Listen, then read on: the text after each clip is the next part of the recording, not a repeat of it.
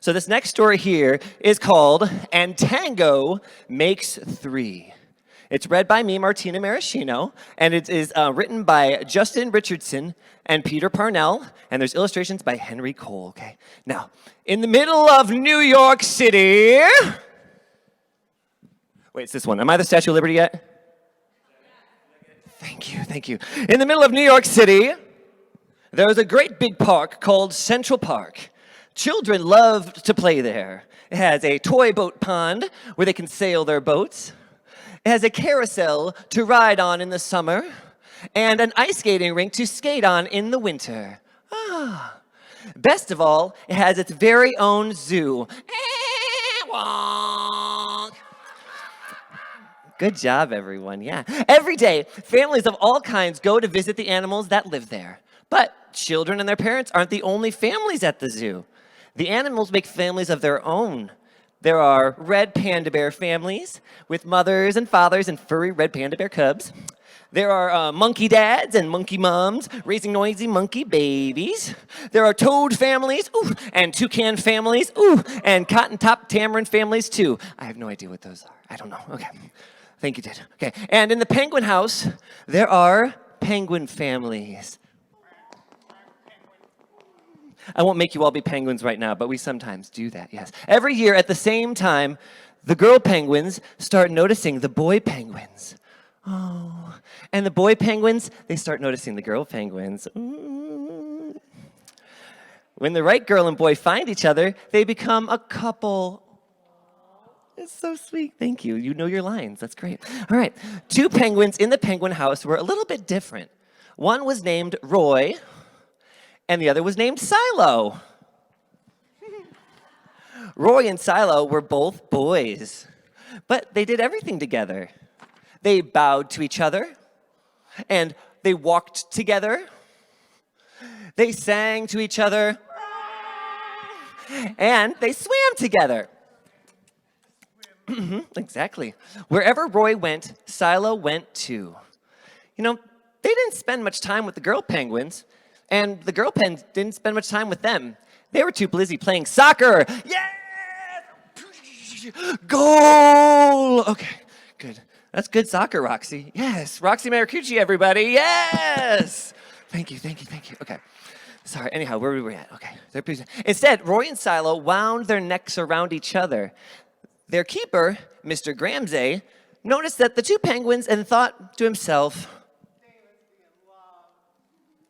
Roy and Silo watched how the other penguins made a home, so they built a nest of stones for themselves. Every night, Roy and Silo slept together, just like the other penguin couples. And every morning, Roy and Silo woke up together in their nest. But one day, Roy and Silo saw the other couples that they could do something that they could not. The mama penguin would lay an egg. She and the papa penguin would take turns keeping their egg warm until finally it would hatch on its own. And then there would be a baby penguin. Oh, and it would be so cute, yes. So Roy and Silo had no egg to sit on or to keep warm. They had no baby chick to feed and cuddle and love. Their nest was nice, but it was a little empty. One day, Roy found something that looked like what the other penguins were hatching, and he brought it to their nest. It was only a rock, but Silo carefully sat on it, and sat, and sat, and sat. See, when Silo got sleepy, he slept. And then when Silo was done sleeping and sitting, then he swam and Roy sat. Day after day, Silo and Roy sat on the rock. But nothing happened. Then Mr. Gramsay got an idea. He found an egg that needed to be cared for. And he brought it to Roy and Silo's nest. Roy and Silo knew just what to do. They moved the egg to the center of their nest, and every day they turned it. So each side stayed warm. They turned it. Some days, Roy sat while Silo went for food. Other days, it was Silo's turn to take care of the egg. They sat in the morning, and they sat at night. They sat through lunchtime and swim time and supper. They sat at the beginning of the month, and they sat at the end of the month. They sat all the days in between. Now, until one day, what's that? They heard a sound coming in from inside their egg. Peep, peep, peep, peep, it said. Roy and Silo called back. Squawk, squawk.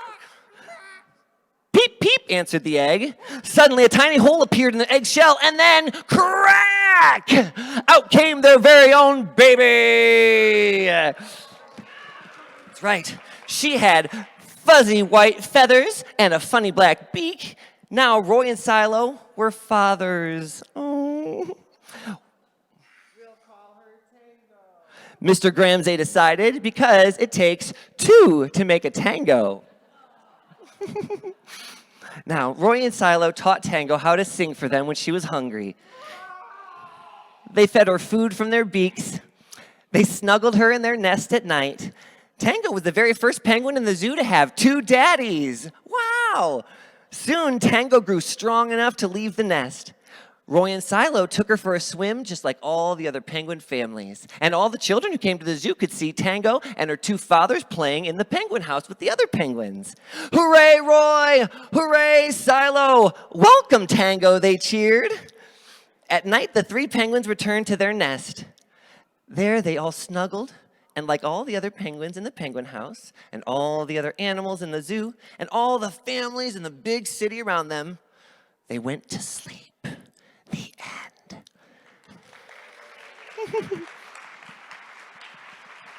Oh,